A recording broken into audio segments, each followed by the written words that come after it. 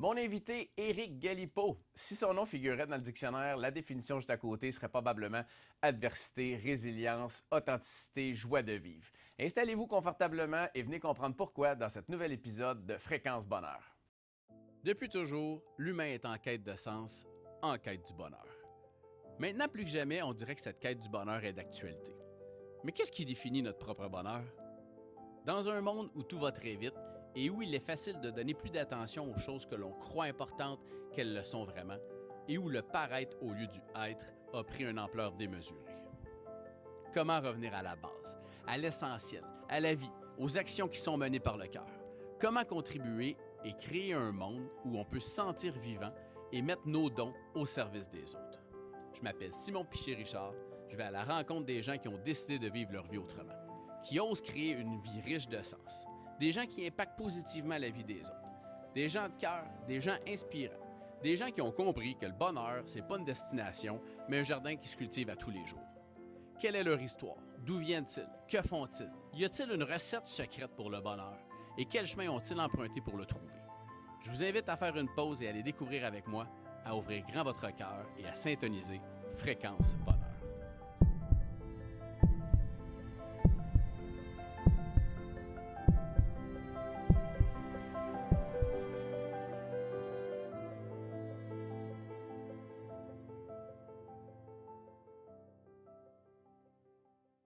Éric Galipeau, un grand plaisir, pour vrai, sérieux. Merci beaucoup d'avoir accepté je m'en ai dit cette entrevue, mais c'est tellement pas une entrevue. C'est une rencontre, je pense. C'est une rencontre de cœur, puis je suis content d'être ici. De cœur, ouais.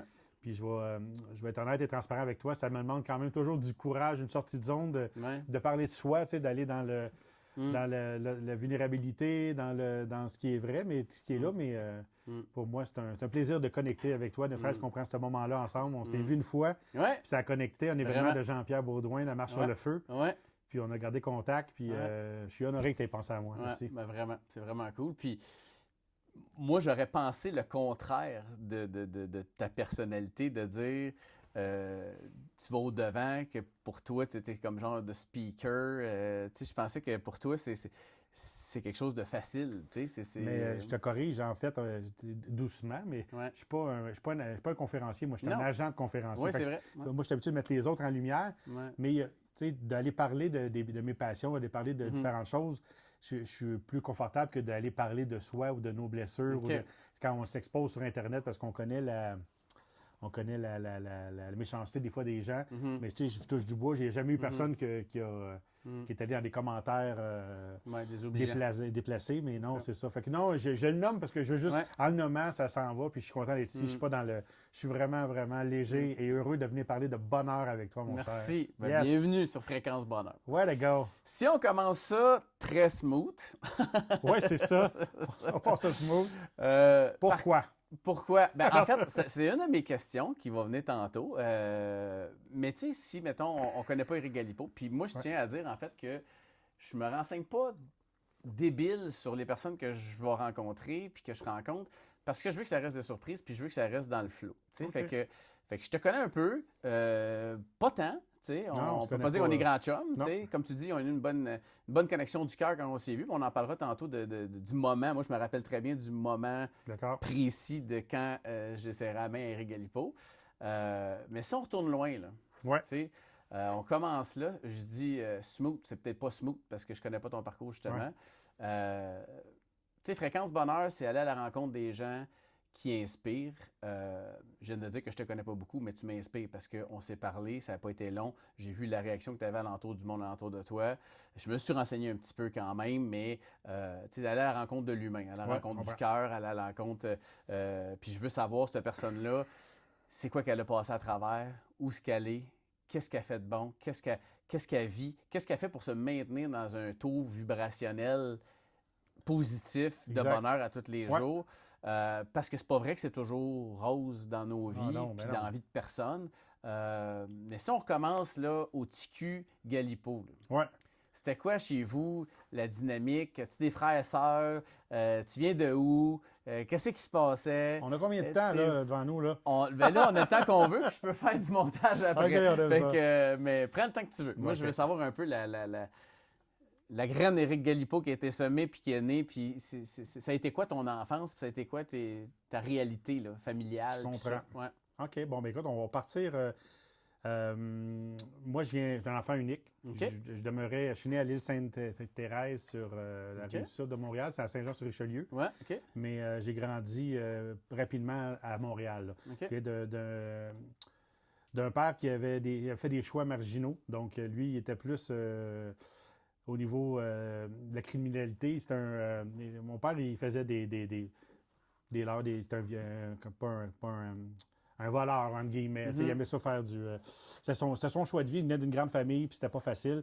Fait que je ne l'ai pas vu beaucoup parce il rentrait en prison, j'allais le voir, il ressortait. C'était comme ça, mais c'était un gars de cœur, puis les gens l'aimaient énormément, mais c'était des choix de vie. Fait que j'ai rapidement compris qu'il est venu me montrer le chemin à ne pas prendre. Ouais, mais c'est ça. Puis ensuite, ma mère, elle, c'est Nicole. Mon père, c'est Philippe. Ma mère, Nicole, elle s'est occupée de moi. Elle travaillait dans les bars. C'est une femme exceptionnelle. Elle a pris bien soin de moi. Mais à l'âge de 4 ans, il est arrivé un événement tragique.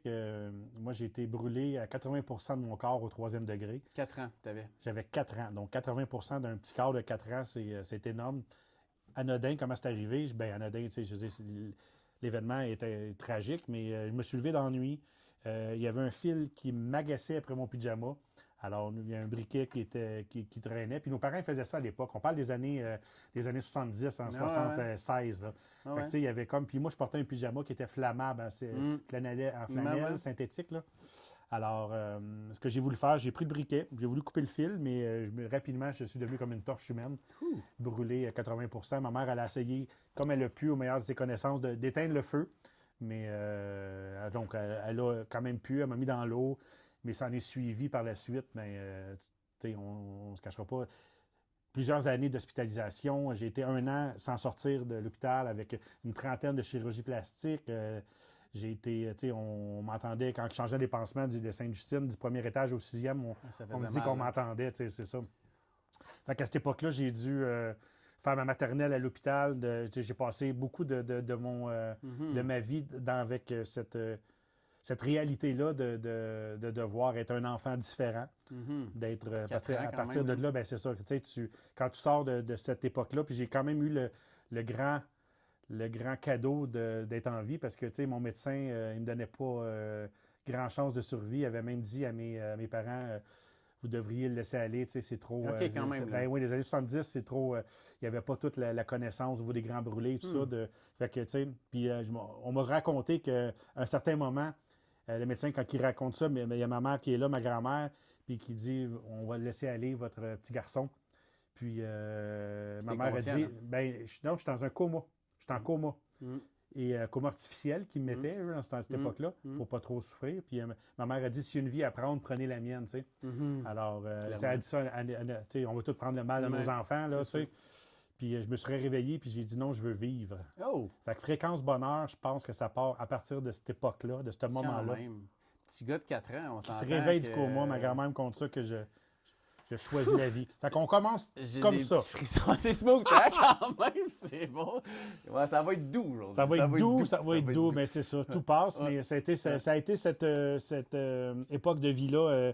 Ça a commencé comme ça. Puis ensuite, ça en est suivi. Ben, tu sais, j'ai fait mon primaire dans les écoles avec ma mère. Fait que, tu sais, j'arrivais avec un habit de Spider-Man, mais tu sais, en spandex, j'arrivais complètement différent. Fait que, tu sais, on se rappelle qu'à cette époque-là, l'intimidation, il n'y avait pas de... Ah non. C'était comme go, va comme je te pousse, fais ta place. C'était violent. Fait que, tu sais, moi, j'allais me baigner à la piscine sur Rosemont, puis les gens me traitaient de monstre, tu sais, regarde le monstre, puis tu sais, c'était vraiment dur. Puis ma grand-mère, qui était un être d'amour, qui était très significative dans ma vie, à un moment, elle dit, s'il m'a crié, elle dit, vous voulez le regarder, mon petit-fils? Regardez-les, puis après, crissez-lui patience. Ouais. Tu peux biper mon fils après. Ouais. Non, j'adore, c'est authentique. Alors, tu sais, pour que j'aille la paix, fait que, tu sais, à partir de là, après, ben, j'avais déjà, mais malgré tout ça, j'ai une photo de moi, tu sais, que j'étais avec un patient à côté, puis je suis tout stripé, puis je le console, tu sais.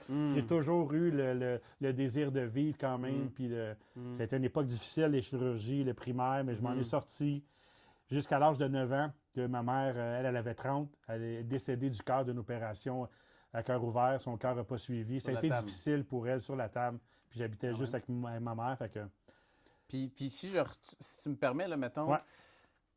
petit cul de 4 ans, là, Mm. il sait très bien ce qui se passe, là. Je veux dire, tu sais, 4 ans, je veux dire, il comprend pas tous les enjeux futurs, peut-être, à ce moment-là. Ou J'ai de zéro ce que, tu sais, souvenir, moi, de cette c'est ce que je époque-là. m'en allais te demander. Ouais, non. Cerveau a gelé ça, là. Cut-off. Le corps humain, il vient fait pour ça. Je Ouais, pense que là, ouais. il met un certain coupe. fil pour se protéger. Tu sais, Ouais. ça doit être des trous. En fait, ça doit être dans les plus. Au niveau des traumatismes, les traumatismes les plus élevés qu'un être humain peut vivre. Là, tu sais, Ouais. brûler vif à 3e degré. Ouais. Ça doit. Fait Rapide, que, tu sais, hein, rapide, c'est ouais. ça. Fait que, tu sais, il doit y en avoir peut-être d'autres, là, mais ça n'est pas pire, celle-là. Ah ouais, je te crée. OK. Fait que, ouais. Fait que là, 4 ans, primaire, grandi là-dedans. Ton père semi-présent, ouais, in and out, dans le j'allais le fond, visiter. Moi, j'ai des tu sais, souvenirs d'aller le visiter en prison, ouais. mettre ma main dans des gants à travers une vitre, tu sais, pour faire des câlins. Ah, ouais. Puis d'autres fois, ben, il y a des permissions spéciales, il pouvait sortir, il venait Ok. me voir. Mais tu sais, c'était in and out, mais tu sais, c'était son mode de vie, c'était ça à cette époque-là aussi. Il y avait beaucoup de. Tu sais, c'était pour. C'était de la survie dans son cas, tu sais. Puis je pense que c'est. Comme toi. C'était de la survie également comme moi. Puis tu sais, mon père, je pensais qu'il était fan de papaye. Il avait un papaye sur le bras, mais il était dans des groupes de motards climatisés, les papayes, tu sais. Fait que c'était des choix de vie, mais moi, tu sais, j'avais à la maison, je me rappelais qu'il y avait plein de personnalités. Il y avait des amis lutteurs, des amis de toutes sortes, tu sais, il y avait toutes sortes de monde qui venaient quand mon père. Ben oui, c'est ça. Fait que c'était un mode de vie différent. Puis. Mais c'est ça. C'était mon enfance. À cette époque-là, c'était la réalité. Puis c'est ça. je n'étais pas traumatisé de ça parce que j'en reviens toujours, j'ai pas manqué d'amour. Dans tout ça, l'amour était vraiment présent. Puis une coche de plus parce que là, il y avait de l'amour, il y avait de la pitié. Tu sais, ça, c'était un moment d'essayer de me détacher de ça, du regard de pitié, là, parce que tu sais, on a tous nos histoires. Puis, c'est clair. Il y a des gens qui s'apparaissent plus, ils n'ont pas des brûlures, mais ils ont vécu des traumatismes. Ah, ils ont des cicatrices internes. Cicatrices internes, fait que c'est ça. À quel âge tu dirais, Éric, que tes souvenirs ont commencé à se rebuilder, à se refaire, tu sais? Je veux dire, t'as-tu commencé des sports, mettons, à 5, 6, 7 ans, là, tu sais? Je veux dire, 8 ans, t'étais-tu plutôt à l'écart? T'étais-tu... Non, je n'étais pas à l'écart. Non, j'avais des amis. Tu sais, moi, je viens de cette époque-là, dans les années 70, début 80. Fait qu'on était habité sur Rosemont, 5e Avenue. Fait qu'on jouait dans les ruelles à Evil Knievel avec les BMX. Puis j'avais une enfance, entre guillemets, normale, sauf que régulièrement, je devais aller me faire opérer. Fait que suite à ça, il y avait des chirurgies. Fait que j'ai eu 30 chirurgies jusqu'à l'âge de 12 ans. Là, pour essayer un one-shot.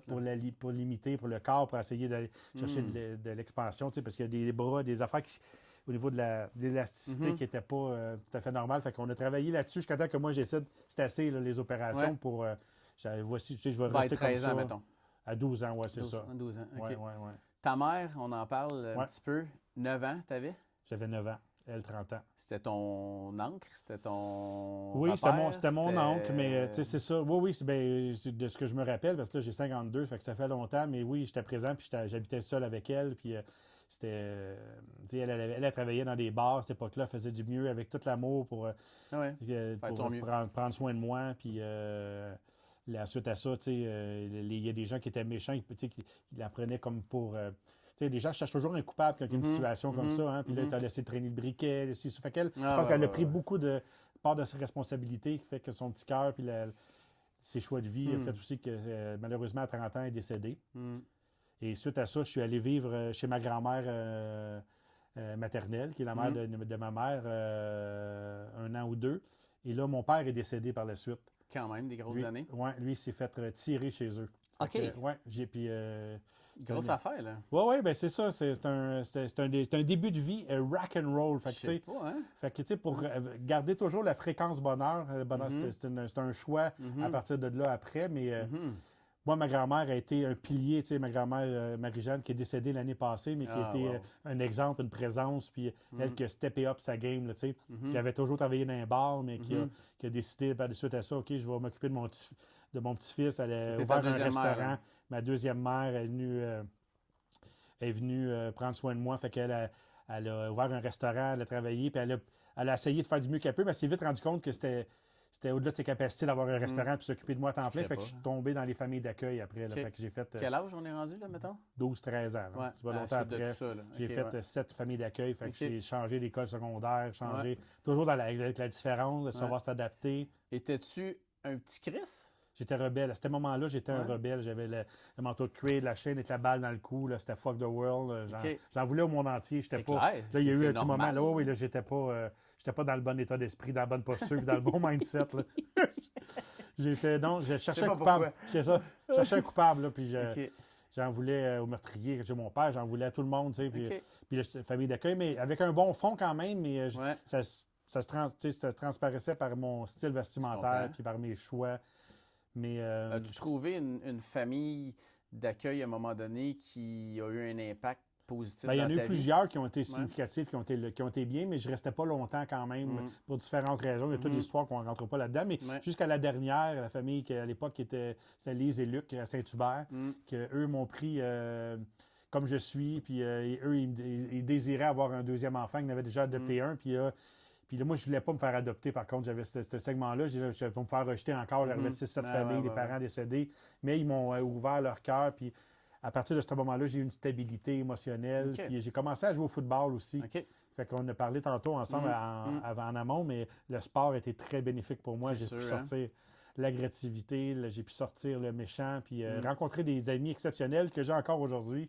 Fait que, les gens qui vivent des moments difficiles, le sport va toujours rester un exutoire, une façon d'évacuer tout ça. Là. Puis y a-tu un moment, mettons, parce que là, tu es rendu ado, football, etc., j'imagine, là, tu sais, puis... 14 ans, j'ai commencé à jouer, 13 ans, 14 ans, OK.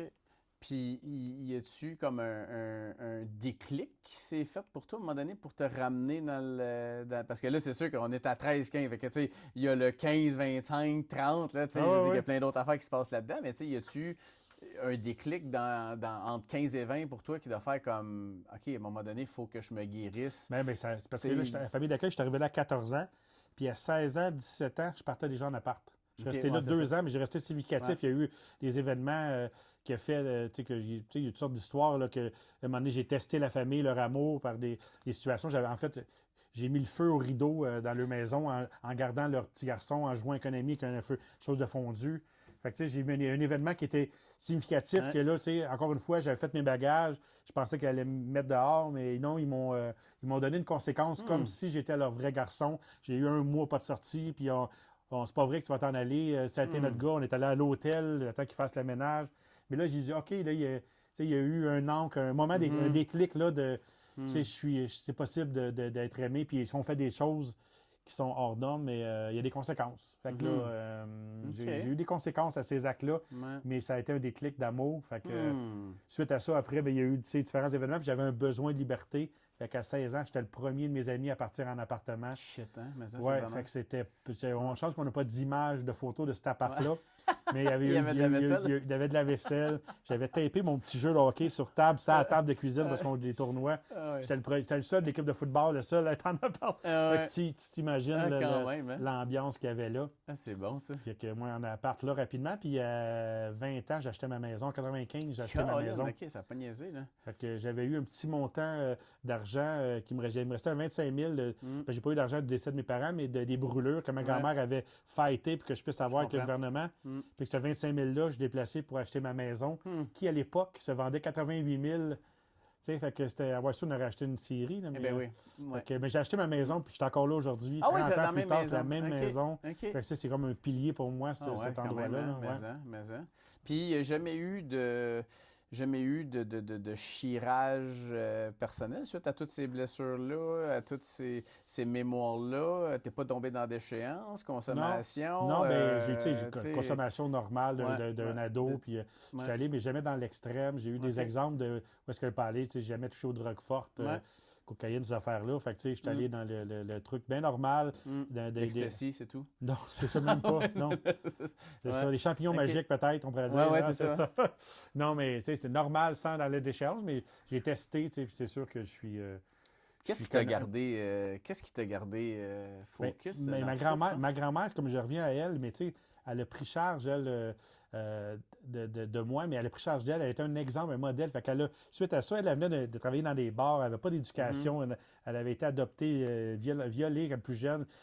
C'était difficile, là, mais elle s'est mise à enseigner, écoute ton corps, pas d'études. Elle s'est mise à ouvrir un centre de santé. Elle a rencontré des maîtres, Arnaud Desjardins, des ashrams qu'elle m'a fait rencontrer. Fait qu'elle a modulé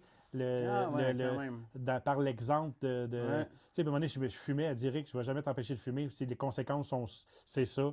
Puis elle me faisait crier dans son char, évacuer, sortir le méchant. Elle était, tu sais, un modèle de résilience, puis de toujours de faire jaser, puis de spiritualité. C'est elle qui m'a ouvert à la spiritualité, puis au oui à ce qui est. Elle aimait, tu sais, le fameux oui à ce qui est, d'accepter les choses qu'on ne peut pas changer. À 14-15 ans, elle me le nommait déjà. Tu sais, je lui disais, quand est-ce que je vais changer, moi, tu sais? Tu vas toujours être ce que tu es physiquement, mais tu vas changer spirituellement, tu vas évoluer. Elle me mettait dans la position d'acceptation rapidement. Fait que j'ai trouvé ça, tu sais, je vais toujours en être reconnaissant.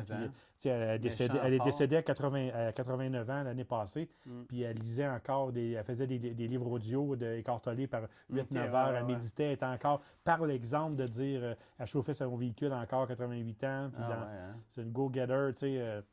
Fait que j'ai eu mon modèle là, de tout ça. On a toujours le choix de choisir nos modèles. Là. J'ai choisi le bon. Belle lumière dans ta vie, ça. Une belle lumière dans ma vie, Mimi, Marie-Jeanne, que je salue. Ben oui, ça, je m'en avais dit, saluons. C'est good, j'ai des petits frissons. Puis si on continue, tu m'as ouvert comme une petite parenthèse. Quelques parenthèses. Ouais, un peu, je ne sais plus. Spiritualité. Ouais. Y avait-tu un peu ça dans ton enfance? Tu parlais d'Eckhart Tolle, donc une spiritualité qui n'est pas nécessairement associée au christianisme ou à non, il n'y a jamais eu de religion. Il n'y a jamais eu de religion. J'ai jamais été pratique. Ben, j'ai été servant de messe. À 14 ans, j'ai donné ça, j'ai fait ça. Puis, thank God, j'ai pas eu à avoir de proximité avec de curé. Non, mais c'est une réalité, c'est des faits. Puis, il n'y a pas... Tu sais, je veux dire, il faut nommer. Fait que moi, j'ai pas été là, puis merci mon Dieu. Merci à ce Dieu-là. Oui, non, c'est ça, à tout. Mais non, j'ai ma grand-mère, spiritualité, développement personnel. Puis Lise et Jean-Paul, qui était le nouveau conjoint de ma mère adoptive, il m'avait payé à l'époque à l'Institut du développement de la personne à 16-17 ans, Annie Marquis. Fait que là, j'ai fait éveil, renaissance, cœur de lumière, tambour, j'ai fait des sauts. Fait que ça a été mes premiers concrets de développement. Puis tu sais, c'était puissant. C'est là encore, hein? C'est expérimentiel, oui. C'est la fille Véronique qui a repris ça. Fait que ça m'a ouvert une brèche de travail sur moi, puis de prendre le cocher, de prendre responsabilité, tout comprendre que nos décisions, nos choix, son livre Annie Marquis, Le pouvoir de choisir. On a toujours le pouvoir de choisir nos pensées suite aux événements qu'on vit. Fait que rapidement, j'ai pris ma notion de responsabilité que si je veux être heureux, ça part de soi, mais j'avais le bonheur facile. Mais malgré tout ça, j'avais tu aurais pu carrément penser différemment. Vraiment. Puis aujourd'hui, as-tu un rituel? Tu pratiques-tu c'est quoi ton day-to-day? Qu'est-ce que tu fais pour te garder dans un good vibe de Éric Galipeau? Là? Qu'est-ce que ça ressemble à quoi, mettons? Dernièrement, tu vois, je termine une formation avec la coach Fallon, Fallon Jack, que sûrement que tu connais, puis que des gens, elle est extraordinaire. C'est principalement des femmes aussi, mais j'ai embarqué dans son groupe avec elle, puis j'avais des routines, j'avais de la difficulté à me trouver une routine matinale, parce que là, je me faisais une checklist de ce que je voulais faire, puis j'avais 22 affaires que je voulais faire, puis au final, je finissais que je faisais rien. Mais avec Fallon, elle a amené puis je ne sais pas où est-ce qu'elle a pris ça, si ça vient d'elle ou d'une autre, mais c'est Soleil, les chanclettes, là, Soleil. Fait que le matin, je commence avec le S de... Se lever. Oui, de se lever. Puis en fait, c'est dans silence. C'est en silence, prendre... c'est une routine qui prend 5-10 minutes où tu peux l'élonger, mais de prendre le temps de... T'arrives avec quoi le matin? Je me fais un check-in, tu sais, émotionnellement, j'arrive où? Physiquement, je me sens comment? Fait que on part avec le S de soleil, le O pour... je fais un ou deux objectifs de ma journée que je veux, qui est prioritaire, que je veux mettre. Fait que je l'écris, je fais du journaling de mes objectifs. Ensuite, le E, c'est des étirements. Donc, étirements, bouger. L. Je t'ai fait travailler, là. Non, mais c'est des L, c'est le... Ah, la lecture, c'est ça que tu... Lecture, c'est lecture. Fait que je lis... Là, présentement, je suis en train de lire le livre de « Où tu es, tu vas ». Puis j'aime ça parce que c'est des chapitres d'une page et demie. Fait que chaque matin, je me lis un chapitre, une page sur la méditation, sur apprendre à la présence, la pleine présence. Fait que j'adore ce livre-là. Présentement, il est à la bonne place. Fait que je lis une page par jour. C'est pas long. Ensuite, je fais le E, c'est étirement, exercice. Fait que je m'étire, je fais juste différent le matin, mais je mets mon corps en mouvement. Ensuite, l'autre, c'est mes intentions, mes gratitudes et mes 5 merci. Fait que c'est 5 gratitudes, 5 merci. Puis je termine avec le L pour le lâcher prise. Je lâche prise sur quoi aujourd'hui? Wow. Fait que ça, c'est ma petite routine. Hein? Ouais. J'adore ça, c'est efficace, c'est simple, je m'en rappelle. Ouais. Puis je fais ça, puis ça fait 1 mois et demi que je vais au gym là, avec un ami aussi. Good job. Lundi, mercredi, vendredi. Puis je suis présent, je show up, ça fait un bien énorme. Fait que ça, tout ça pour le mindset, c'est que je gagne mes matins avec ça. Puis je vais au gym, puis pas pour dans un état d'esprit c'est parce que je veux pas être malade, c'est parce que non, je choisis la santé. Fait que c'est dans la posture de prendre soin de moi, puis je le vois tellement les bénéfices. C'est clair, hein? Full énergie. C'est clair. Puis t'as pas toujours eu ces routines-là, là? Dans le sens que... Non, mais c'est ça. Tu parles d'amis marqués, je veux dire, éveil, ces choses-là. Moi, je l'ai fait, puis je peux dire, je veux faire une promo du l'Institut du développement de la personne. Sérieusement, cette place-là a changé ma vie à moi. Ouais. J'ai fait éveil, j'avais 15 ans. Imagines-tu la chance? Ouais, à peu près ça, moi aussi. Puis ça l'amène à avoir des réflexions sur sa vie. Puis j'ai pris des tangentes différentes puis qui m'ont ramené grâce à ce que j'avais fait là, à cette place-là. Ouais. Mais tu n'as pas toujours eu ces pratiques-là ou tu n'as pas... Non, je n'ai pas toujours eu, mais j'ai toujours fait des formations. J'ai continué à faire des ateliers. J'ai continué à faire du cheminement, d'avoir des coachs. Puis je travaille, ça fait 18 ans, je suis agent conférencier, fait que je baigne dans ce milieu-là aussi. Ça fait des années, là, des années que je suis dans cette vibe-là. Mais dernièrement, il y a 3-4 ans, je suis allé faire des cercles d'hommes MKP pour je suis allé me mettre dans des situations. C'est pas facile de sortir, puis après de sortir de notre coquille, puis de voir des autres hommes qui sont blessés aussi, puis d'arriver après à incarner notre masculin sacré, d'être dans une posture. Fait que je continue à faire ces choix-là. La croissance personnelle, le cheminement personnel, c'est essentiel. C'est essentiel. Puis tu sais, dans les 4-5 dernières années, suite au truc d'hommes, j'ai continué je cherchais des cercles, des endroits pour faire des cercles. Fait que je fais des cercles de tambour, je fais des cercles de connexion. Je vais l'été dans des festivals de danse extatique. Je vais à Love and Light, ça fait 4 éditions, je vais là, cool, 3-4 jours. Là, je connais la communauté, on fait des blooms, je vais danser. Fait que j'ai besoin maintenant de ces connexions-là. En novembre, mon ami Éric Dufort, ça s'appelle... le nom, c'est moi qui ai trouvé le nom, Open Flow. Fait que c'est un week-end de 3 jours que les gens amènent le cadeau de qui ils sont, ils choisissent leur activité. Il y en a qui vont faire des cours de méditation, de danse, puis tu offres ton cadeau de qui tu es, puis on connecte, on prend le temps de prendre le temps de connecter. Fait que c'est viscéral maintenant pour moi. En étant en télétravail à temps plein à la maison, j'ai doublement besoin de nourrir ce besoin de connexion-là avec les gens, puis avec la communauté. Qu'est-ce que tu penses que le fait de prendre soin de toi-même, puis comme François Lemay le dit toujours, de se guérir, hein, parce que c'est ça dans le fond, là, de se guérir et de croître en tant qu'humain. Quel impact tu penses que tu as sur les gens que tu côtoies au quotidien? Je prends l'humilité, hein? Oui, non, c'est ça, mais il y en a un, c'est sûr. C'est ça, je m'en rends pas toujours compte, mais tu sais, dernièrement... on s'est rencontrés à la marche sur le feu. Tu pourras venir après sur le moment. Moi, je suis un grand brûlé. Mais la marche sur le feu n'a pas la même signification pour toi que pour moi. Clairement. Possiblement, c'est ça. Fait que, j'ai fait la marche sur le feu, puis ça a suscité beaucoup de questionnements chez des amis, chez des inconnus, chez même des grands brûlés que je connais. Pourquoi tu fais ça? Qu'est-ce que ça t'apporte? Puis j'ai fait une vidéo pour expliquer, comme là, je parlais à la caméra, j'ai ouvert la caméra, j'ai raconté mon histoire, puis j'ai dit pourquoi j'ai marché sur le feu, parce que j'ai envie de dépasser, de voir où est-ce que j'en étais rendu, puis le cheminement que j'ai fait, puis j'ai été dans le feu, là, je marche sur le feu, il y a comme une maîtrise de la posture, du mindset aussi, on y prépare JP à affronter, puis il y a plein de métaphores pour dans la vie, tu sais.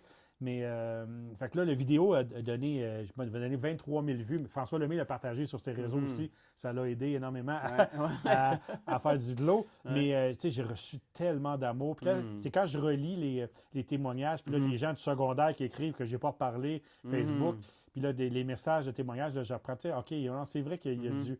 T'sais, dans le day-to-day, on y pense pas, mais quand tu prends mon histoire, qui n'est pas banale, puis ton histoire n'est pas banale, l'autre histoire non plus, mais il y a quand même plusieurs événements tragiques, beaucoup seraient effondrés, puis moi, j'ai choisi de vivre, j'ai choisi d'être heureux malgré tout. Fait que c'est quand je constate ça, puis là, je relis ces messages-là, puis je me dis, OK, non, il y a quelque chose, puis c'est pour ça que je suis là aujourd'hui aussi. Parce que je sais que raconter mon histoire, c'est pas pour de la vantardise, mais c'est pour de dire que, même si on vit des situations extrêmement difficiles, faut pas banaliser, mais que tout passe, c'est un mouvement, puis c'est à partir du moment où le temps fait son œuvre, mais c'est à nous à choisir la posture à un moment donné, on n'est plus une victime. Tu sais, moi, je me regarde dans le miroir, puis je souris, tu sais, je me mets dans une posture, je fais ma power pose, tu sais, je me mets dans un état pour être... Puis quand je fais ma routine soleil le matin, puis quand je vais au gym, je me mets dans un état pour choisir d'être heureux. Fait que, tu sais, c'est pas... T'es chanceux, Éric, t'es heureux. Ben non, je continue à aller, je continue à faire mes affaires. Mais bravo. Puis moi, je mets une grosse parenthèse là, sur ce dernier 30 secondes. Là. Tu sais, tu t'occupes, tu t'arranges pour être heureux, pour vibrer à un taux vibratoire élevé. C'est pas vrai qu'à tous les jours, tout le monde se lève puis qu'il est super heureux, puis qu'il est prêt à...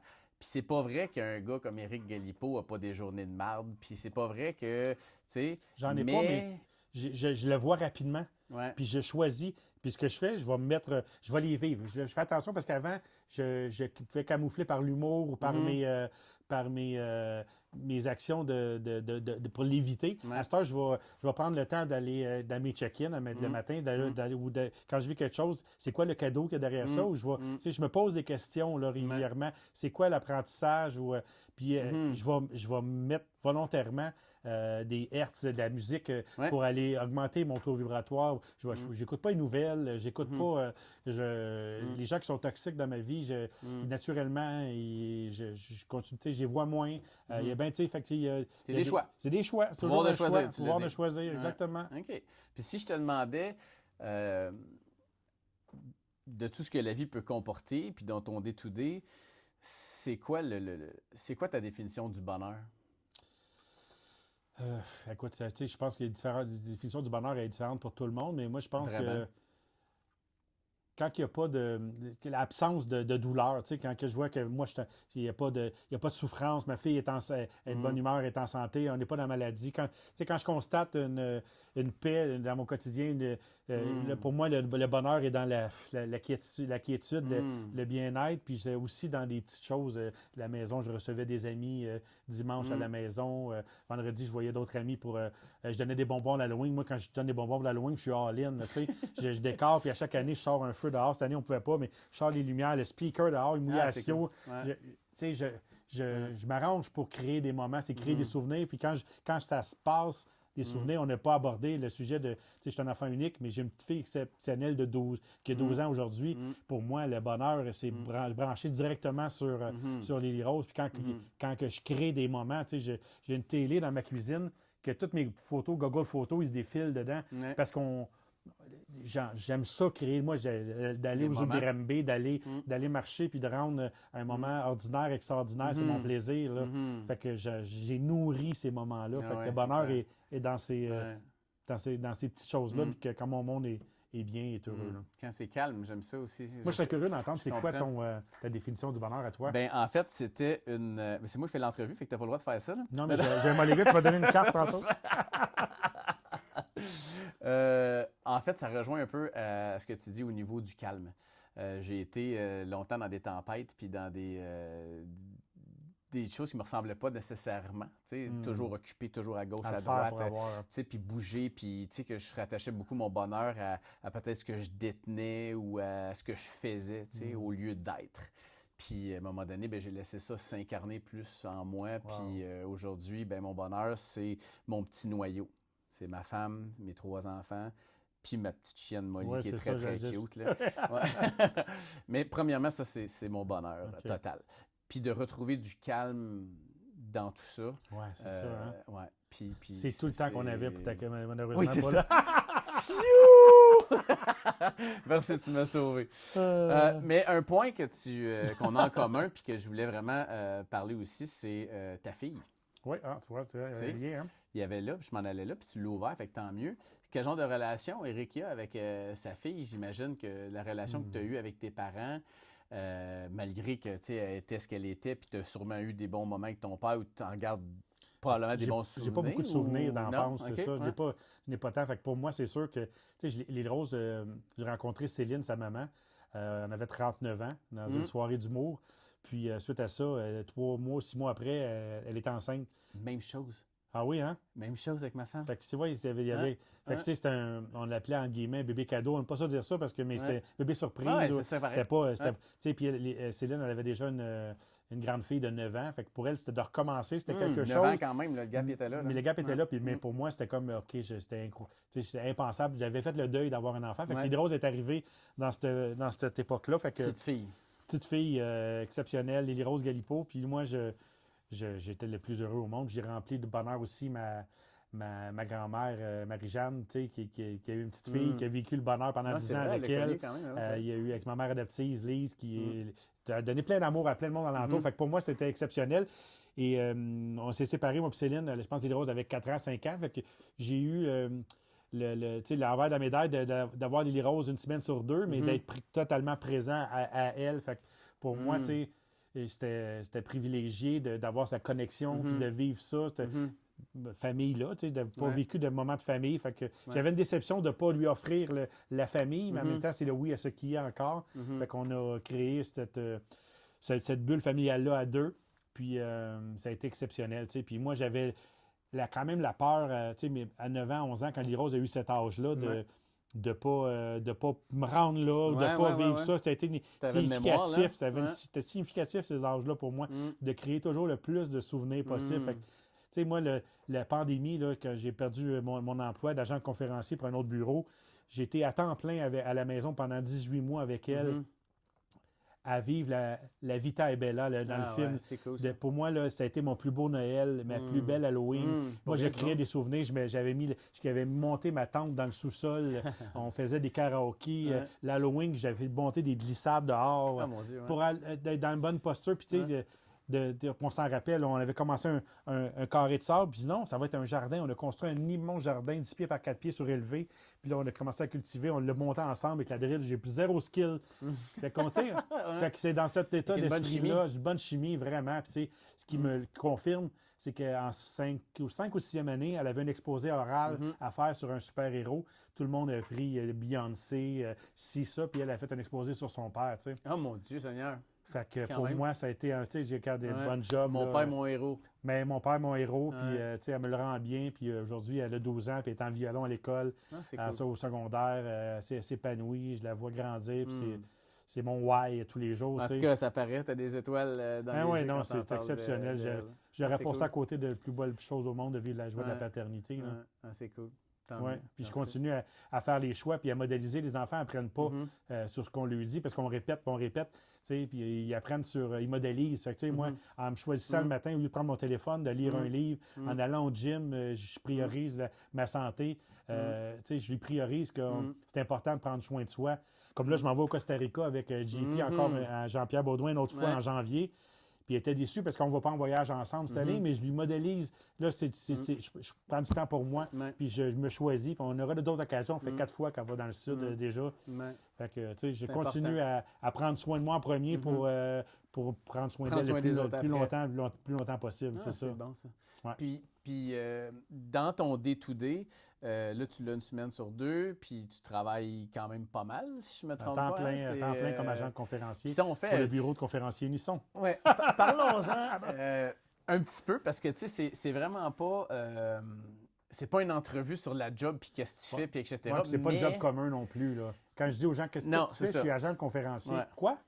Mais faisons juste une petite parenthèse, puis ça, je m'étais renseigné un petit peu là-dessus. Donc, Madame Lucie Larouche, hein, qu'on appelle la Renée Angélil des conférenciers. Oui. Et puis, là, tu sais, je fais une parenthèse parce que on a dans cette agence-là des Guy Carbonneau, Étienne Boulay, d'ailleurs, que je veux sur cette fréquence bonheur, l'appel est lancé. Jasmin Bergeron, David Bernard, JP, justement, Baudouin, Chantal Lacroix, François Lemay, Pat Renaud, Martin Latulippe. What the hell?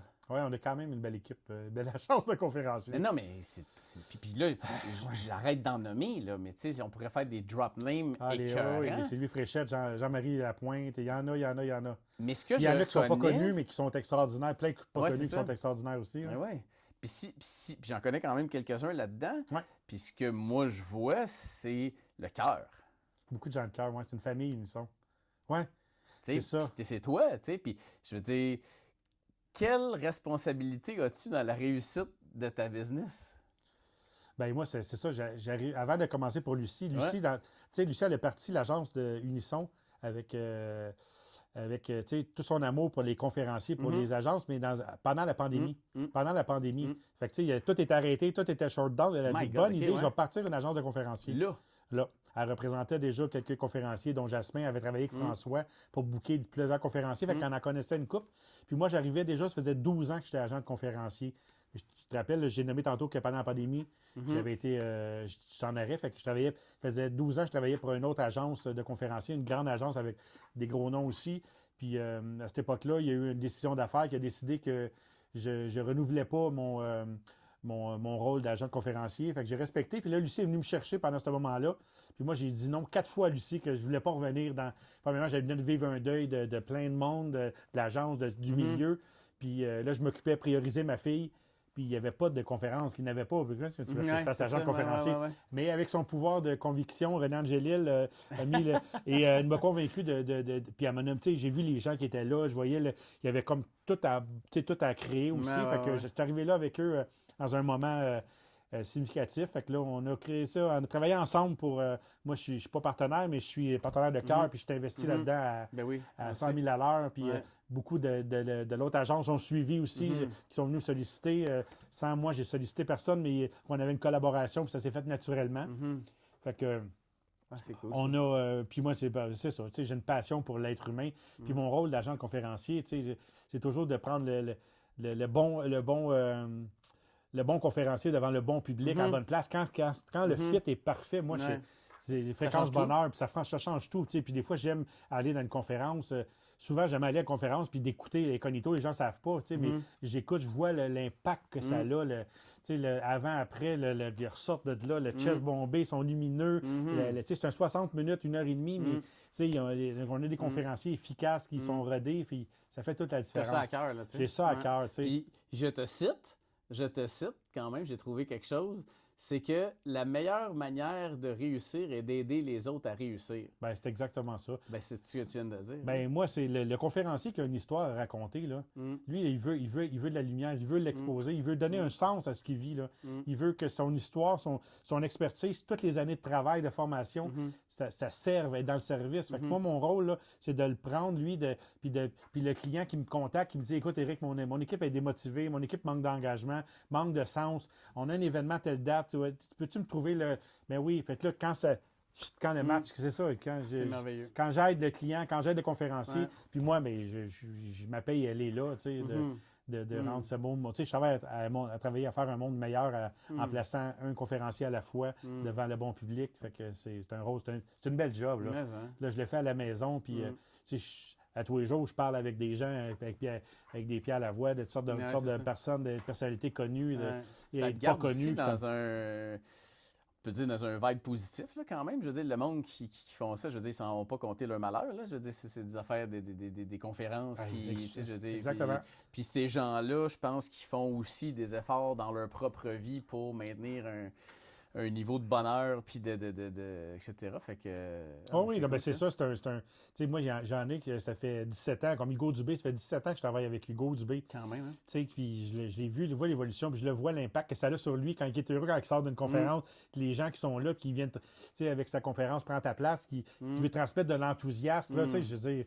Trouve un autre job. J'ai travaillé 7 ans au Casino de Montréal. Peux-tu dire qu'on n'était pas dans le même enthousiasme? Non. Avec le son puis tout, c'est... Avec le son, l'énergie. Moi, au début, je vais amener de la lumière, du soleil au casino, tu sais, ma joie de vivre. Puis, je suis sorti de là avec des manières sciatiques. J'ai essayé, puis c'est démoralisé. Non, il a fallu que je sorte de là. Puis c'est là que j'ai commencé à travailler comme agent de conférencier. OK. Puis qu'est-ce qui est là dans ton futur? Qu'est-ce que tu aimerais réaliser, professionnel, personnel? Y a-t-il des petits secrets qu'on ne sait pas? Y a-t-il des... Non, il n'y a pas de petits secrets. Beaucoup de gens disent, Éric, comment ça, c'est pas toi qui es conférencier? Ou... Je me le demandais. C'était quelque chose que tu aspires? J'ai jamais aspiré à ça. On dirait que j'avais pas cette. Tu sais, moi, quand je fais une entrevue avec toi comme ça, j'ai fait un autre podcast, quand je fais dans mon day-to-day, j'inspire les gens. J'ai jamais eu le désir d'être en lumière, d'être en avant. Mais je ne sais pas si. Peut-être qu'éventuellement, des conférences scolaires, ça pourrait être une option, mais j'ai pas j'ai pas ce désir-là ardent. Je comprends. Mais je sais que mon histoire est peu banale, puis elle mérite d'être entendue, puis que je sais l'impact que ça a aussi. Parce que, tu sais, on peut être heureux aussi malgré toutes ces épreuves-là. C'est sûr que c'est inspirant. Tu sais, dans la vie de tous les jours, la vie est difficile pour bien du monde, là, puis je le comprends, puis il faut les vivre. Non? En tout cas, fait que je sais pas encore le big goal là-dessus. Je sais que c'est là que tu voulais m'emmener, ce que j'allais te conférencer. Non, mais savoir, ben, tu sais, ça ou qu'est-ce qui est à réaliser avant de Ben moi, c'est continuer d'être un meilleur humain parce que peu importe le travail que je vais faire, peu importe dans quelle situation, tu sais, le bonheur, c'est un état d'esprit. Fait que c'est d'être heureux. Puis quand je suis heureux, je rends mes gens heureux alentour de moi. Moi, je suis heureux, ma fille est heureuse d'avoir l'argent suffisant pour payer ma maison, pour se faire des voyages. Puis, tu sais, j'en demande pas plus. Là, puis je me laisse surprendre par la vie, tu sais. Tu sais, le matin, je me réveille, puis souvent, je dis, je laisse la vie me surprendre en m'apportant un surplus d'abondance. Tu sais, je me mets juste dans ce mindset-là déjà. J'aime ça être surpris. Je ne suis pas un carriériste de dire, ça me prend, je veux faire ça. Puis même que je vais avoir ça, ça ne dit pas mais non, ça se dit certain. Non, mais ça se dit même. Non, mais j'aime ça, mais je le rajoute. C'est important. Même que je vais être heureux parce qu'on disait, même que je vais être à ma retraite, je vais être heureux. Même que je vais. Même que mes vacances arrivent, je vais être heureux. Non, c'est ça. Tu sais, moi, Même qui n'arrivera peut-être pas, là. Ben, c'est ça. C'est pour ça que je travaille à devenir un meilleur être humain, un meilleur exemple pour ma fille, pour mon entourage.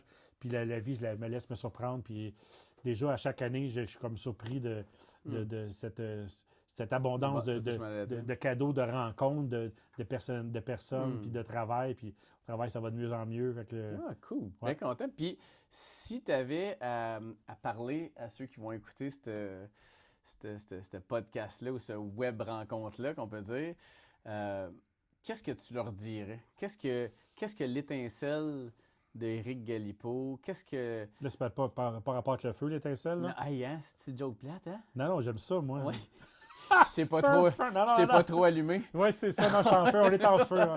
Ah non, je suis le premier à toutes les sorties, ces classiques de joke-là, quand j'étais au secondaire dans ma vie, pour justement dédramatiser et amener de la légèreté. Merci beaucoup. Oui. Tu viens de prendre des couleurs, là. Oui, ça se peut. C'est la lumière, c'est l'éclairage.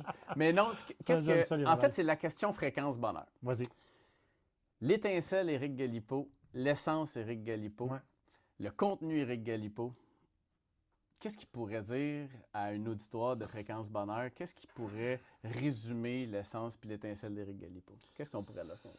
Bien, en résumé, ma grand-mère, Marie-Jeanne, encore que je cite encore une fois, elle me disait « Le bonheur, Éric, c'est comme du sucre à la crème. Si t'en veux, tu t'en fais. » Fait que le bonheur est un choix. Le bonheur est un état d'esprit, puis tu sais, ça va toujours être ta responsabilité. Mais oui, il va en avoir des roches dans ton soulier. Oui, il va en avoir du citron dans ta vie, mais c'est toujours à toi d'en faire de la limonade. Tu sais, c'est des clichés, mais ça a toujours été ça toute ma vie, puis que tout passe, tu sais. On vit des affaires, puis il y a des drames qui sont, tu sais, je veux dire, la perte d'un enfant, là, tu sais, la perte l'annonce d'un cancer, l'annonce d'une maladie, name it, là, des gens qu'on aime, la perte d'un emploi, d'une maison qui passe au feu. Tu sais, il y en a on peut en nommer des drames, mais tout passe. Tu sais, puis moi, ma perception, c'est qu'il y a toujours un cadeau. Des fois, c'est des cadeaux, souvent, c'est des cadeaux mal emballés, puis on va les prendre, on va les avoir dans 10 ans, les réponses, on ne les aura pas toujours tout de suite, mais qu'on attire à nous quand même des expériences pour grandir, qu'on est prête. Fait que moi, j'y crois à ça, puis ça a toujours été ça toute ma vie, puis ça me donne la foi quand il m'arrive des obstacles ou des difficultés de dire non, okay, je sais que tout passe. Là, je ne le vois pas le cadeau, mais il y en aura un. Tu sais. Il y a un espoir. Puis, tu sais, tu parlais de David Bernard tantôt, il m'avait dit, on avait une situation dans une conférence loin, que là, il allait manquer son vol, puis c'était difficile, on ne savait pas trop. Puis là, il dit, hey, Éric, wow, on se calme. En voulant dire, c'est-tu grave ou c'est plate? Là, moi, ça m'a marqué cette phrase-là. C'est-tu grave ou c'est plate? Clairement. Là, c'est plate. C'est plate, là. Mais est-ce que, tu sais, grave, c'est justement la maladie, name it, on les a toutes nommées, là. Mais, tu sais, fait que ça me ramène souvent, puis je l'utilise à plein de sauces, même avec ma fille. Les roses, c'est-tu grave ou c'est plate, ça? C'est vrai, je vais la garder, c'est super fort. C'est simple de même, mais ça nous ramène juste des fois, wow, tu sais, l'histoire qu'on se raconte, là, le mindset, là, Fait que c'est pour ça que la pratique de la méditation puis la pleine conscience, 10 minutes par jour, à un moment donné, ça te ramène rapidement à devenir dans la bonne. Tu es capable de te repositionner dans la même fréquence puis de prendre 2-3 respirations. Les fois, ça s'emballe. Tu sais, juste de respirer, de prendre le temps de respirer, 30 secondes. Clairement. puis la cohérence cardiaque, des affaires, des outils qui existent pour te ramener, puis d'être dans le bon état d'esprit, comme notre cher ami JP nous le dit si fréquemment. Ouais. Hey, un grand plaisir. J'en regarderai pendant... On réinvitera une autre fois. J'aurais plein d'autres trucs à jaser, mais un grand merci. Puis j'ai une question pour toi. Lève ta main, c'est une question. Oui, tu as une question? Oui, je peux répondre? Oui. Okay. Qu'est-ce qui a fait que tu as accepté de me rencontrer? Bien, dernièrement, j'ai accepté en fait, d'oser. Tu sais, dans les dernières années, quand il se présente quelque chose comme la marche sur le feu, d'aller, Lucie, ma collègue, pour mes 50 ans, demandé d'aller sauter en parachute. J'ai été invité à faire des podcasts. Quand il y a des situations que ça me demande une sortie de zone de confort, il y a comme un désir présentement de goûter à toute l'intensité de la vie. Quand tu m'as demandé si je voulais faire... Là, le premier réflexe, c'est de dire ça me tente. Non, OK, oui, je le fais un peu comme le film. Tu sais, il y a Yes Man de Jim Carrey. Je sais pas si tu as vu ça. Non, mais c'est un, tu sais, monsieur oui, puis il apprend à dire oui. Pour après ça, de voir c'est quoi le cadeau, ça va m'emmener où. Puis il y a souvent des affaires que j'ai faites que si j'avais pas fait cette rencontre-là ou cet événement-là, ça m'aurait pas emmené là. Tu sais, fait que j'aime dire oui, puis tu sais, je te mentirais pas. On s'est parlé dimanche, tu m'as appelé, j'espère qu'il m'appelle pour me dire que c'est cancellé. Parce qu'encore une fois, dans la petite voix, j'avais un rhume, je dis peut-être appeler pour dire que je suis malade, que j'ai pas envie d'y aller. Mais après ça, moi je m'observe, je la vois, cette séquence-là, puis de dire non, j'y vais, parce que je le sais que ça. Après ça, on se sent bien, puis on est fiers de nous, puis ça va avoir un impact, ça comble mon besoin, mon désir de redonner et de contribuer. Fait que c'est ça ma courte réponse longue. Éric Galipeau. Namasté. Thank you, mon ami. Namasté, Boswell. Ouais, on va garder ça de même. Merci beaucoup. All right. Je t'écoute.